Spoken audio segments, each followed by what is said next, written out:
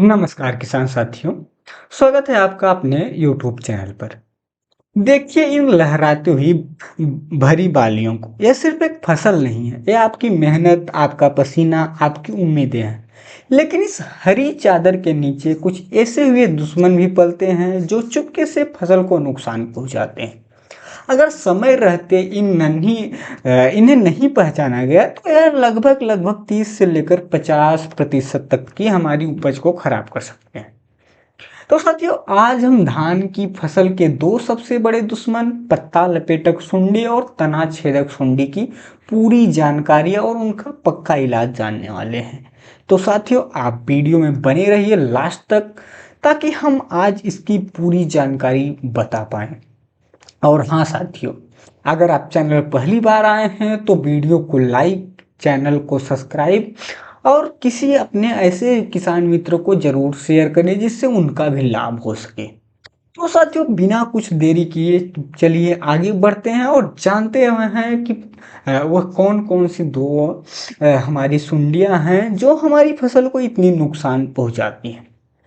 तो साथियों, सबसे पहली कीट है जो कि पहली सुंडी है, वह है पत्ता लपेटक सुंडी।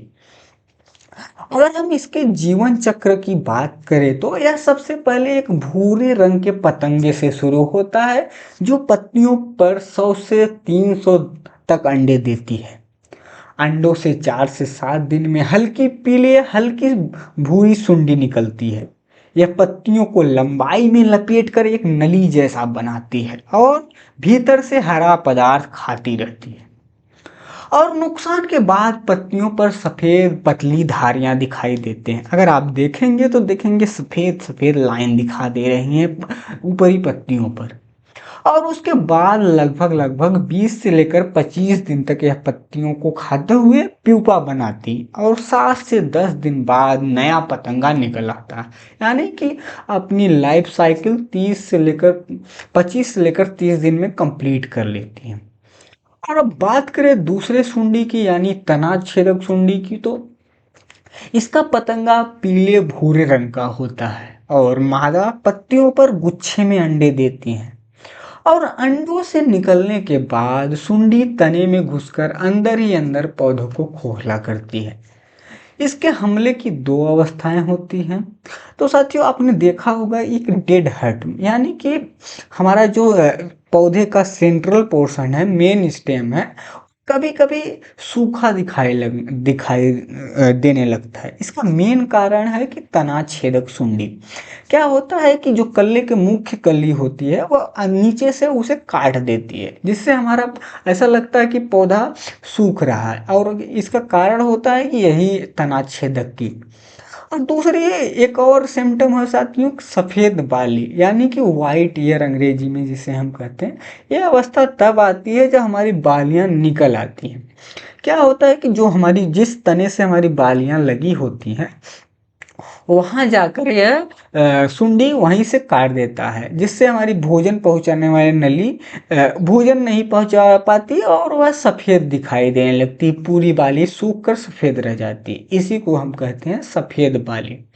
तो साथियों, ये रही पहचान, कैसे हम अपने इस कीट को पहचानेंगे जो कि इतना नुकसान कर रहा है।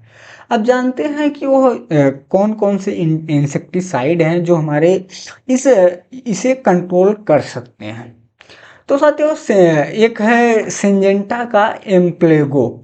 यह बहुत ही शानदार दवाई है साथियों। अगर इन दोनों कीट को अगर हम नियंत्रण कर रहे हैं तो इस दवा से, इसका डोज की बात करें तो यह 80 से लेकर 100 मिलीलीटर प्रति एकड़ से की दर से हमें 100 से लेकर 200 लीटर पानी में घोलकर अपने खेतों में छिड़काव करना है।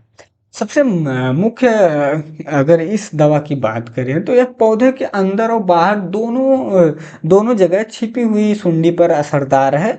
और जो कि बहुत अच्छा दवा है कि अगर हम दवा छिड़कने देते हैं तो 1 से 2 दिन में हमारी पूरी सुंडी मर जाती है और हमारा कंट्रोल हो जाता है। तो जो दूसरा है कोराजन, एफएमसी का कोराजन। इसमें क्लोरेंटाप्रोल 18.5% एससी का टेक्निकल होता है। अगर हम डोज की बात करें तो 60 से लेकर 70 मिलीलीटर प्रति एकड़ की दर से 150 से लेकर 200 लीटर पानी में मिलाकर हमें छिड़काव करना है। ये भी बहुत अच्छा दवाई है, इसका भी हम छिड़काव कर सकते हैं। साथियों तीसरी दवा है बायर कंपनी का फेम नाम से एक दवा आती है, अगर उसका भी हम अगर छिड़काव करते हैं तो वह भी बहुत शानदार दवा है। सुंडी को तुरंत मार देती है और हमारा पूरा नुकसान रुक जाता है। अगर डोज की बात करें तो 50 से लेकर 60 मिलीलीटर प्रति एकड़, और इसको 150 से लेकर 200 लीटर पानी में हमें घोल कर छिड़काव करना है। और साथियों चौथी इंसेक्टिसाइड हमारा है कार्टोवा एग्री साइंस का फीबीफेन। यह भी बहुत शानदार दवाई है।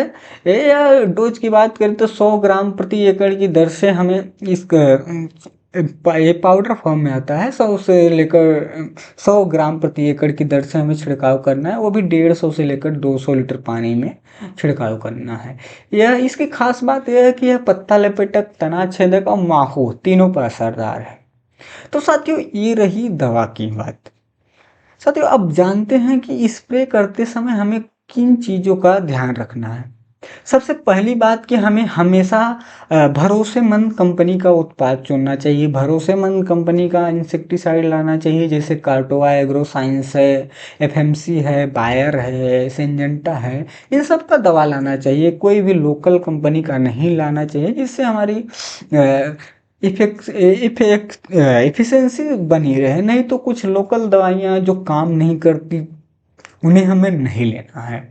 और दूसरी बात साथियों, स्प्रे के साथ सिलिकॉन या किसी चिपकू को जरूर प्रयोग करें, ताकि हमारी दवा का समान रूप से फैलाव हो और पौधे के अंदर सही समान मात्रा में पहुँचे।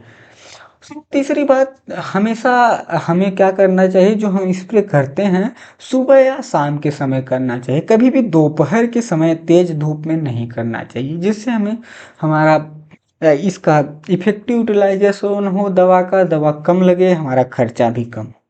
साथियों एक बात और है कि हमें हर बार दवा को बदल कर लेना चाहिए, बदल कर उपयोग करना चाहिए, ताकि हमारे जो कीट हैं उनमें प्रतिरोधक क्षमता उत्पन्न न हो। इस बात को ऐसे आप समझ सकते हैं, जैसे हम किसी दवा को बार बार खाते हैं तो हमें कभी कभी ऐसा फील होता है कि हम दवा तो खा रहे हैं लेकिन वह हमें काम नहीं करता। इसी इसी तरह ही कीटों में भी यही होता है कि वही दवा हम बार बार यूज करते हैं तो वह उसके प्रति प्रतिरोधक क्षमता उत्पन्न कर लेता है, जिससे वह कीट मरता नहीं। इसीलिए हमें हमेशा दवा अदल बदल कर प्रयोग करना चाहिए।